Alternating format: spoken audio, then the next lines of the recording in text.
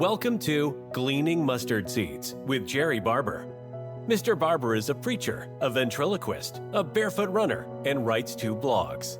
When Jerrie communicates, he encourages people, try not to learn very much. Find a mustard seed.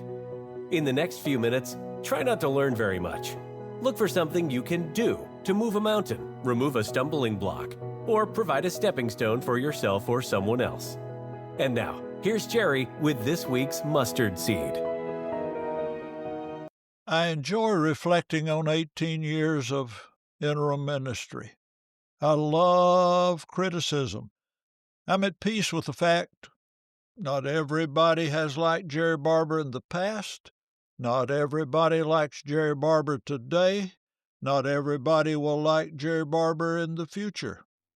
You can read more about that in my blog post, Criticism Rule. I'll put a link in the show notes.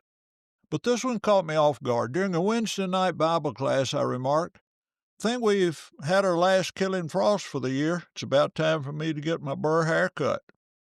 On the way to the elders' meeting, one of the elders said, Jerrie, you might want to mention your haircut in the elders' meeting tonight. I was confused. Mention it to the elders I'm getting a haircut tomorrow? Yeah, he said, they'd appreciate it. I want to please my elders. As the meeting began, I said, plan to get my hair cut tomorrow. I get a burr cut for spring and summer. One of them responded, thank you for telling us. We'd appreciate it if you wouldn't do that. You look weird when you wear your hair like that. I was almost speechless. I replied, brethren, I can't believe it. I've heard of elders who don't want a preacher to wear his hair too long. I've heard of a few churches with a rule that if a man's hair touched his collar or his ears, he couldn't serve in public. I've never heard of elders concerned about the preacher's hair being too short. This discussion continued for what seemed to me like 30 minutes. I was in a daze. I looked across the table.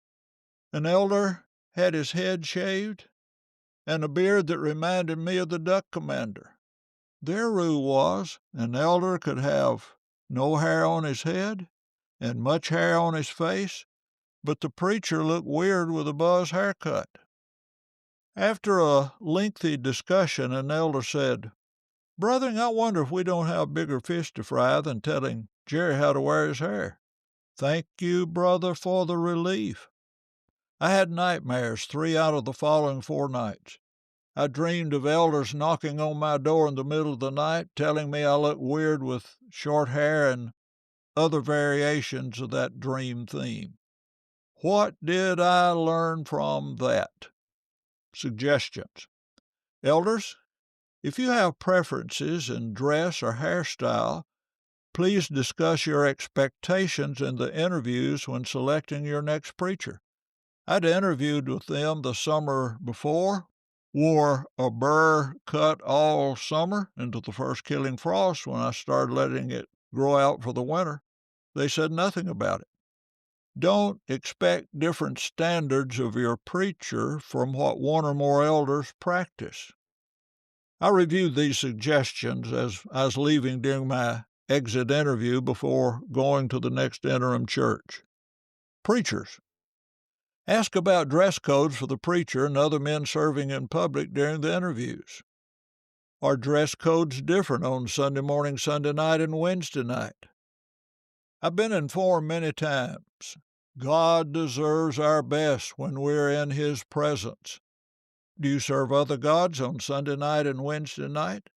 Are we not in His presence 24 hours a day? Listen to Psalm 139, verses 7 through 12.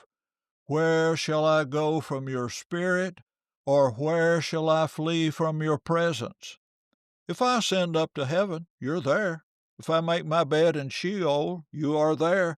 If I take the wings of the morning and dwell in the uttermost parts of the sea, even there your hand shall lead me, and your right hand shall hold me. If I say, surely the darkness shall cover me, and the light about me be night, even the darkness is not dark to you. The night is bright as the day, for darkness is as light with you. What are other expectations for the preacher and his family? Do you have different expectations for the preacher's children than you do for the elders, deacons, and other children in the church? Does Matthew 18:15-17 apply to the preacher's family? Do you have a rule that a member can complain about the preacher's wife or children to the elders, and that it's the elder's responsibility to tell the preacher to get his family to comply with the desires of others in the church and fix them so that everyone will be happy? Jesus said in Matthew 18:15-17, "If your brother sins against you, go and tell him his fault between you and him alone. If he listens to you, you have gained your brother. But if he does not listen, take with you one or two others along with you, that every charge may be established by the evidence of 2 or 3 witnesses. If he refuses to listen to them, tell it to the church. And if he refuses to listen even to the church, let him be to you as a Gentile and a tax collector." Did Jesus make an exception in that passage for a preacher and his family? Oh, well, it's not a sin. The word sin means to miss the mark.